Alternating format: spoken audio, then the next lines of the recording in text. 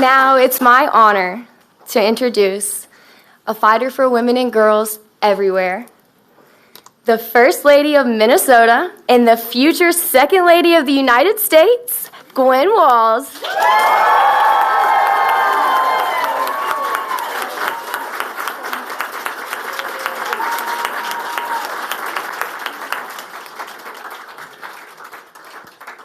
Wow. There are two pretty courageous women right here. And it looks like a whole bunch of courageous women out there, too. So, good afternoon, Michigan. Let's try that again. When I'm in the classroom, I say, hello, friends. Good afternoon, Michigan. Okay, now I'm going to get started, but I have to ask a special favor first. So, some of you know Gus, our son, Gus. Some of you saw him at the convention. Well, you might not know this, but he is a huge Spartan fan. So I wonder if I could just have one of those signs to take home for Gus, because it will make me the all-star mom. Oh, yeah, okay. Okay.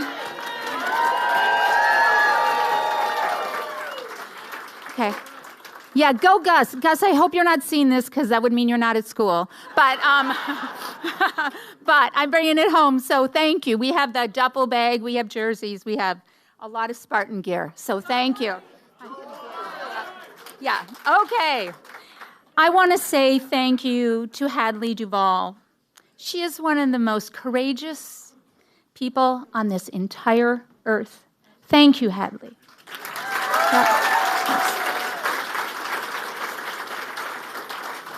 Thank you for not only being here today and sharing your moving story, but being all across the country sharing it. It's so important.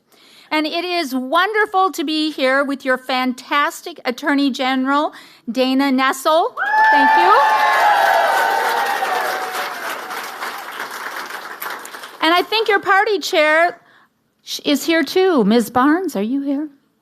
Maybe not. Okay.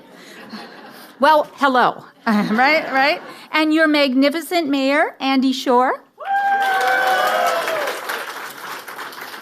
And Curtis Hurdle, who you're going to send to Congress this November.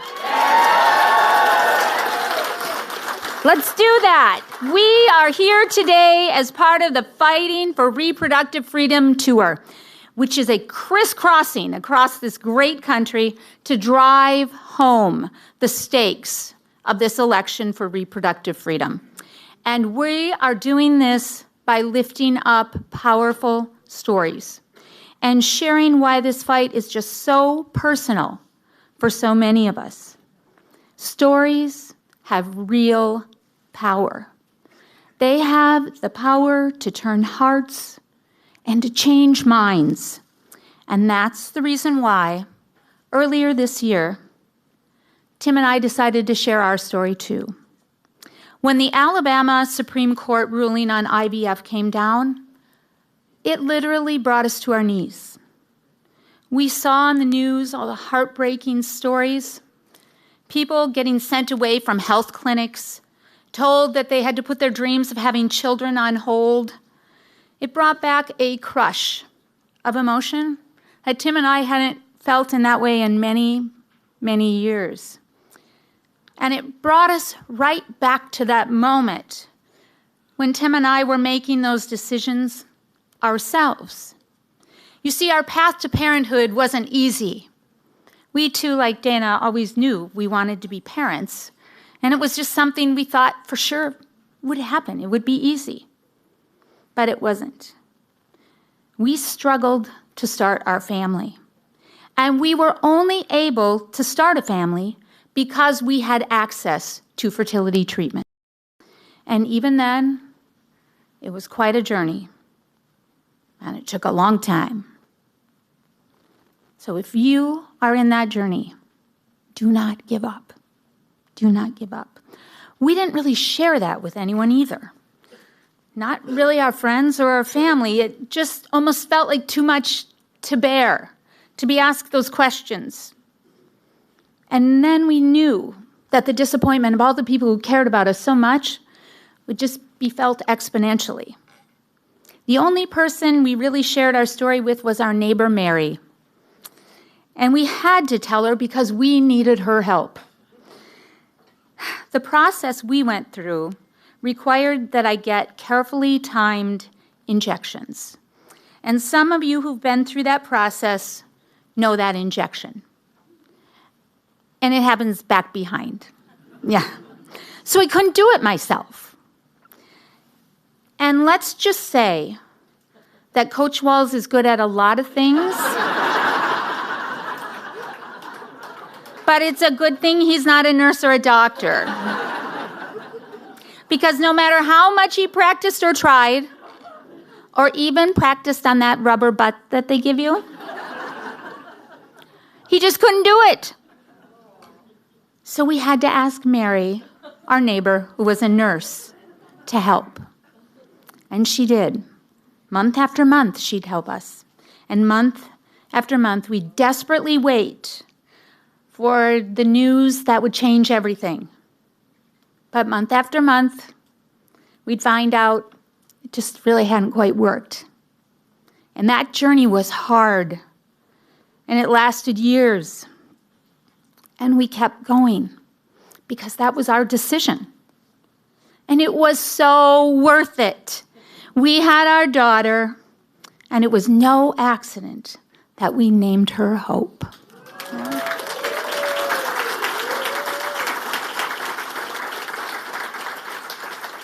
Hope is a very powerful word. I always say it's a good thing we didn't name her Patience. And 5.5 years later, we had Gus. And those two kiddos are the center of our world. And we can't imagine our lives without them. And that's how we knew, in the wake of the Alabama ruling, that we had no choice but to speak out. We had barely told our story, as I said. We thought we had closed that chapter of our lives. But it suddenly became very, very real again. And Tim and I looked at each other that day, and we just knew that we had to say something. We could not fathom that people couldn't make their own choices about their own families. Not here, not in this country. And we could not let their hope be stolen. Everyone should have the freedom to build our family as we choose. Or, and this is just as important, we should have the freedom to decide not to have children at all, too.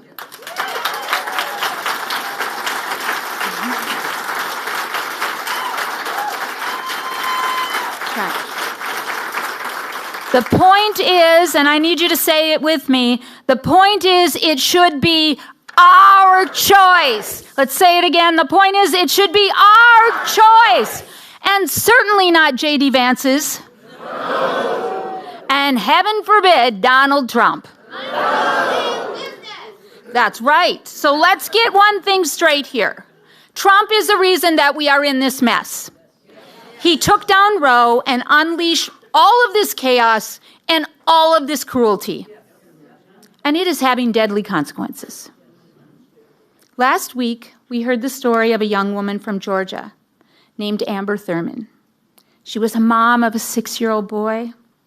I look at those pictures of her, and I just think, what a beautiful woman with a beautiful child. She was a medical assistant with dreams of becoming a nurse. But in 2022, she died of a severe infection after waiting 20 agonizing hours in a hospital bed in this country to get the urgent medical care that she needed. Amber Thurman should be alive today. Yes. And it is heart-wrenching to think of what happens when politicians get between women and their doctors. Right now, women just like Amber and realize it's 2024 and we're hearing about this story that was 2 years ago. We don't even know the extent here. Women just like Amber are getting turned away from emergency rooms. In this country, forced to the brink of death before they can finally get the medical care they need. And in some cases, it's too late. And all because of Trump's abortion bans. More than 20 states have extreme bans, and many of them with no exceptions for rape or incest. Now, Trump and Vance want to stick their noses even further into our bedrooms and our doctor's offices. And what they have planned with their Project 2025 agenda is terrifying. Hadley started laying that out for us. In that plan, and this is written down, Google it, it puts fertility treatments at risk nationwide. It criminalizes women and our reproductive care. It denies women emergency care until they're moments from death, and it makes it harder to get birth control than to buy a gun. And you know what Coach Walz says. If you take time to write a playbook, you're going to use it. Well, I don't, and I don't think you do either. Take too kindly. Two bullies like Trump and Vance telling us when. Use my teacher voice here, my stern teacher voice. And I'm going to send them a message. Mr. Trump and Mr. Vance, please mind your own business.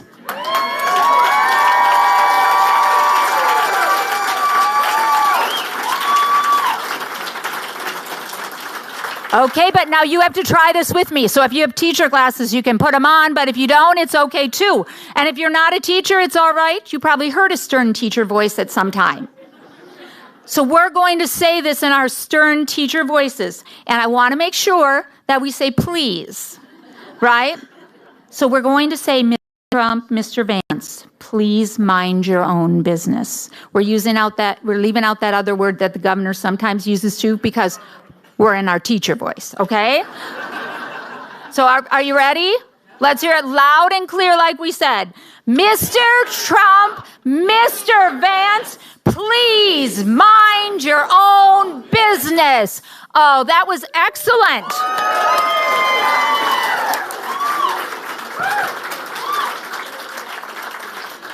You can use that. This election is fundamentally a fight for our freedom. And this fall, we can choose two proven champions to fight alongside us.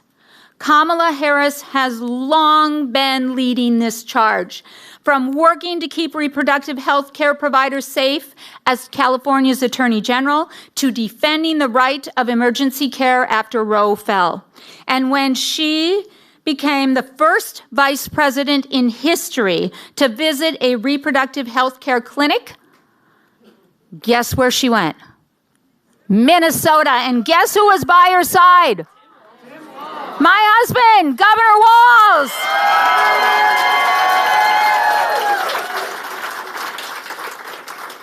And I am so proud of Tim's leadership on reproductive rights.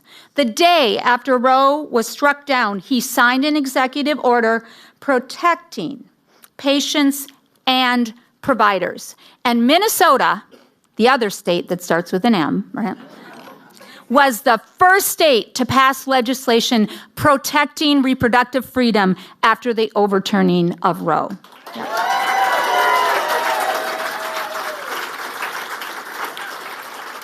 So here's what a Harris-Walz White House will do. They'll use their power to protect women, not punish them. They'll write the laws to defend reproductive freedom, not destroy it. And they will make sure that people, not politicians, control their own lives and their own bodies.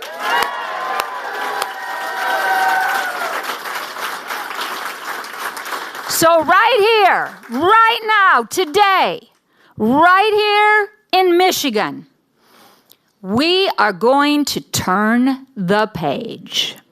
Now, how many of you saw that debate?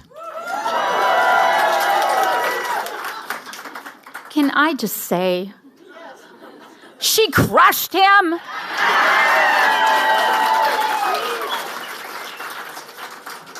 And I loved how she did this. She said, hey, let's turn the page. Did you see how she did that during the...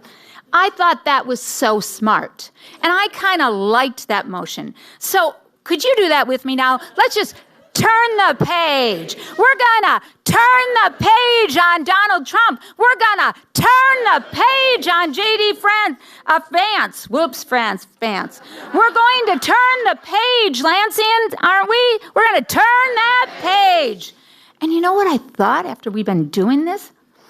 When I look at Michigan and I watch you all out there working, I'm going to look and show me you're turning the page. Because that's going to be our signal. Because I'm going to be here, but I'm going to be a lot of other places. And I'm going to be turning the page too. So you watch for me, because that is our signal that we are winning, because we are turning the page, right? And furthermore, the more we do that, I thought that kind of looked like, bye-bye.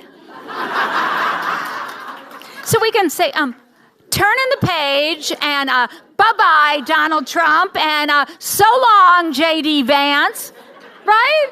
You want to do that one? All right, let's say, bye-bye, Donald Trump, and so long, J.D. Vance. This is going to work for us, right? That's going to work for us. And we are ushering in a future where every woman and every person can live with freedom and safety and dignity and opportunity, just like Hadley told us about, right?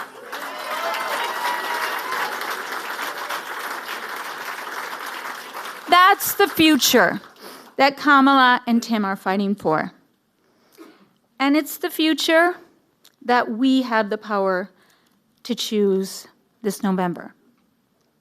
And we are going to do this together. You, and you, you, and you, Kamala, Tim, Doug, me, all of us. We are doing this together. Now, you don't know my mom, and she's a retired teacher. She's 86, PE teacher, sometimes still subs.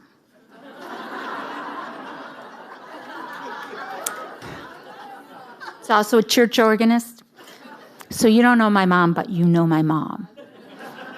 And growing up, my mom would say, Gwen, do the work that's in front of you. Now, that's advice that's both thoughtful and actionable. And growing up, I thought that meant the dishes. Maybe my homework. But I've come to realize what she actually meant. She asked me to see with my own 2 eyes, empowering my own vision about what was in front of me, in my family, in my classroom, in my school, in my community, in my state, in my world. She asked me to see what that work was. And that was asking me, she was asking me, to bring my own time and skill and talent and experience and everything that I could muster to that work. I think it's a powerful message about that work in front of us. I was in Nevada, I think about 5 days ago, and I met a group of women in Las Vegas who were there, who were door knocking for the first time, and they said, we didn't think we could do this, but we felt like we had to do something. So we go as a group and we door knock. And these women were dressed like they were going to like a tea. They were in high heels and dressed up, and they were canvassing. And they said they'd been door knocking every day for 13 days. And I said, in those shoes? And they said, yes. If they can do it, We can do it too. We can do it too. Right? Well, Lansing, there are only 42 days left until the election day. And you know what Coach says? We'll sleep when we're dead. I'm more moderated. I think we should take a nap after election day. But there's a lot of work in front of us, right? So I am asking you, together with Tim and Kamala and Doug and all of us, to do that work, to volunteer. I'm asking you to bring your friends. I'm asking you to ask your friends to bring their friends, right? I'm asking you to have hard conversations with people that maybe you've given up on, or have a lawn sign that you don't love in the yard, or maybe someone who's undecided and you just don't quite still understand why they might be. Everyone counts, and everyone has to have a conversation. We must not give up on anyone. And I think you could bring treats. Yes. I'm asking you to maybe bake cookies or pick up treats one night for the people who are making those calls, and then the next night, show up and make the calls yourself. Yes, or make cookies or treats or bars. Do you say bars? Like, yeah. Bars for the people who are door knocking, and then the next night, door knock yourself, right? Do whatever it is that you can do. Encourage people to find ways to give in ways that they can give, because we do this together. But most importantly, I'm asking each one of you to share your story about why you are involved in this election, to tell your story to at least 3 different people. Now, if you were in my class, I would be checking that off. Okay? But we're just going to use the honor system. Okay?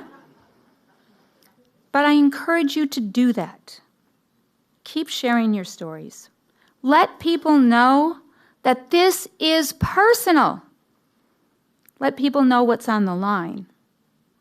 That's why we're all here today. We are all here today because we know that. And we want the future that we determine. Reproductive freedom is on the ballot. And it is up to us to fight for it.